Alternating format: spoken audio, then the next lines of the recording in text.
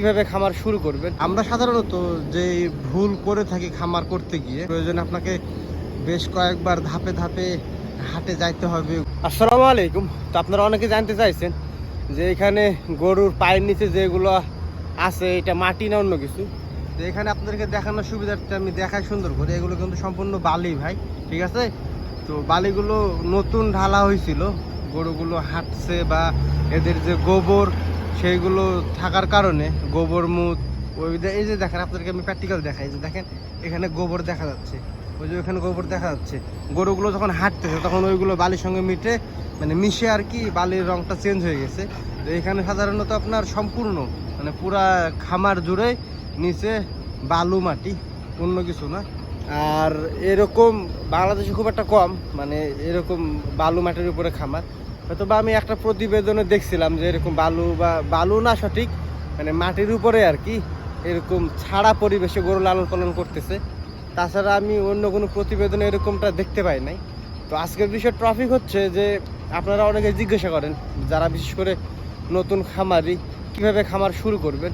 তো আজকে ছোট্ট পরিসরে কিছু একটু বলার চেষ্টা করব, যদিও বা আমি খুব একটা অভিজ্ঞ না, তারপরেও যতটুকু বুঝি বা জানি সেই বিষয় থেকে আলোচনা করার চেষ্টা করবো ইনশাআল্লাহ।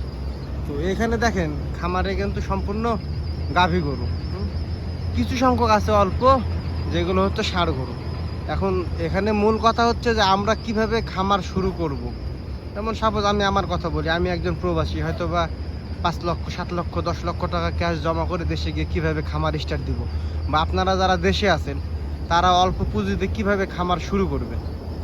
এখানে প্রথম কথা হচ্ছে খুব হাইফাইভাবে শেড করার দরকার নাই। আমরা যে এখানে গরু লালন পালন করব সেইখানে মোটা টাকা ইনভেস্ট করার প্রথম স্টেপে কোনো দরকার নাই। দ্বিতীয় ধাপ হচ্ছে আপনি গরু যে কিনে খামার শুরু করবেন, কীরকম ধরনের গরু কিনবেন। তো আপনার যদি সাপোজ 3টা বা 4টা গরু কেনার অ্যাবিলিটি থাকে, টাকা পয়সা কম, 3টা বা 4টা গরু কেনার সামর্থ্য আছে, সেই ক্ষেত্রে আপনি কি করবেন, একটা গাভী গরু কিনবেন, একটা বকনা গরু কিনবেন, পাশাপাশি 2টা বা 1টা ষাঁড় গরু কিনবেন, ঠিক আছে, যেগুলো হয়তো আপনার 6 মাস খাওয়ানোর পরে ভালো একটা প্রফিট আসবে এরকম দেখে। এখন বলি যে প্রথমে একটা গাভী গরু এবং একটা বকনা গরু কেন কিনবেন। চাইলে তো আপনারা 2টাই গাভী গরু কিনতে পারেন। তো এখানে মূল বিষয়টা হচ্ছে আপনি যখন 2টাই গাভী গরু কিনবেন, তো আমরা সচরাচর ভুল করে থাকি অনেক সময় গরু কিনতে গিয়ে, গরু কেনার সময় আমরা গরু চিনতে পারি না। একটা গরু দেখে নিয়ে চলে আসি, বাসায় আসার পরে দেখা যাচ্ছে গরু থেকে আশানুরূপ দুধ পাওয়া যাচ্ছে না। যখন আশানুরূপ দুধ না পাওয়া যায় তখন আমরা হতাশ হয়ে যাই। আর এই হতাশা কাজ যখন করে তখন কি করি আমরা, যে গরুটা বিক্রি করে দেই।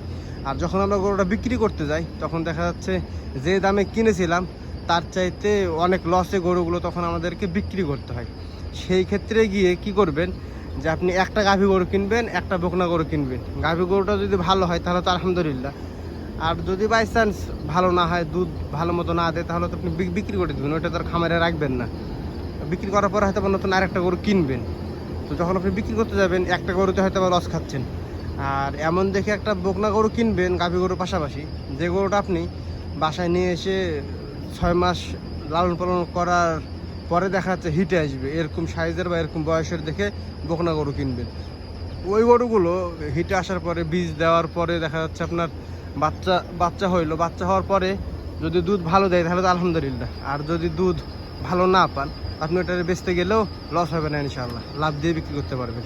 আর এর জন্য আমি বলতেছি যে একসঙ্গে 2টা গাভী গরু না কিনে একটা বকনা গরু কিনবেন, একটা গাভী গরু কিনবেন। এতে করে বিপদ যদি চলেও আসে তা আপনি খুব একটা লসের সম্মুখীন হবেন না। আর ষাঁড় গরু তো আপনার দেখা যাচ্ছে 6 মাস 7 মাস খাওয়াইলে সুন্দর একটা প্রফিট আসেই। আর আমরা সাধারণত যে ভুল করে থাকি খামার করতে গিয়ে, অন্যতম ভুল হচ্ছে 2টা, যে আমরা গরু কেনার যে অভিজ্ঞতা সেটা অর্জন না করে গরু কিনে ফেলি। এটা করা যাবে না, গরু কেনার ভালো একটা অভিজ্ঞতা থাকতে হবে। আর দ্বিতীয় কথা হচ্ছে যে আমাদের ধৈর্য শক্তিটা কম ভাই, আমরা খুব একটা বেশি ধৈর্য দিয়ে গরুর খামারে কাজ করতে পারি না, বা ওইভাবে সময় নিয়ে লালন পালন করতে পারি না। একটা গরুর খামার দিয়ে ভাই 1 বছরের মাথায় যদি আপনি লাভের হিসাব করেন তাহলে তো হবে না। এইখানে আপনাদেরকে ন্যূনতম 3-4 বছর 5টা বছর সময় দিতেই হবে। তারপরে গিয়ে আপনি লাভের হিসাব করবেন, তার আগে লাভের হিসাব করা যাবে না। তো এখানে ধৈর্যটা আপনাকে ধরতে হবে। আর গরু কেনার যে মানে আইডিয়াটা, সেটা আপনাকে ভালো মতো অর্জন করতে হবে। প্রয়োজনে আপনাকে বেশ কয়েকবার ধাপে ধাপে হাটে যাইতে হবে, গরুর বাজার জানতে হবে, দেখতে হবে।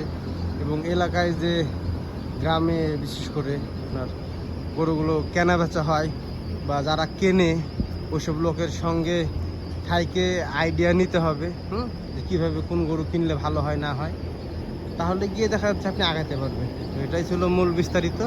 জানি না কতটুকু বুঝাইতে পারছি আপনাদেরকে, যদিও বা আমার কথার মধ্যে ভুলভ্রান্তি হতে পারে বা বোঝাতে আমি নাও পারতে পারি আপনাদেরকে। কমেন্ট করে জানায়েন যে কোন জায়গাতে সমস্যা হচ্ছে বা বুঝতে সমস্যা হচ্ছে। ইনশাআল্লাহ আমি চেষ্টা করব আপনাদেরকে প্রতিনিয়ত যতটুকু জানি বা যতটুকু বুঝি আমি ওই অতটুকুর মধ্যেই সুন্দর টিপস দেওয়ার। আজকের মতো আল্লাহ হাফিজ।